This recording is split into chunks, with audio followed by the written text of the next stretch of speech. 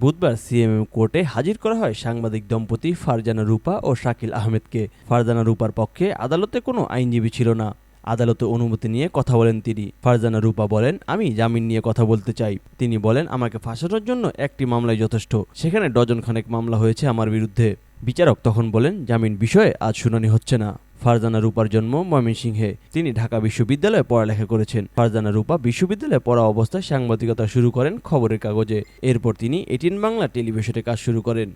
সেখান থেকে তিনি 2009 সালে যান দেশ টিভিতে। দেশ টিভি ছেড়ে 2010 সালে যোগ দেন 71 টিভিতে। এই টিভিতে তার স্বামী শাকিল আহমেদ ছিলেন হেড অফ নিউজ।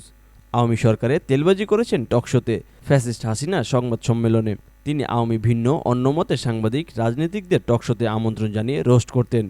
এছাড়াও সরকারের প্রপাগান্ডা করতেন। তারা শেখ হাসিনার ফ্যাসিস্ট রেজিম প্রতিষ্ঠার কাণ্ডারি, সেই শাসনের দোসর, জুলাই হত্যাকাণ্ডের বৈধতাকারী মানুষ, যারা সাংবাদিক হয়েও সে কারণে হত্যা মামলার আসামি এখন কারাগারে আছেন 2025 সালে জানুয়ারি থেকে। আওয়ামী লীগ আমলে দুর্নীতি করে বহু অর্থ কামিয়েছেন এই দম্পতি। আওয়ামী শ্রেণীবাদে তারা এখন সবার কাছে ঘৃণিত হিসাবে চর্চিত হচ্ছেন তাদের কর্মকাণ্ডের কারণে। কিন্তু জামিন পাওয়ার অধিকার রূপার আছে।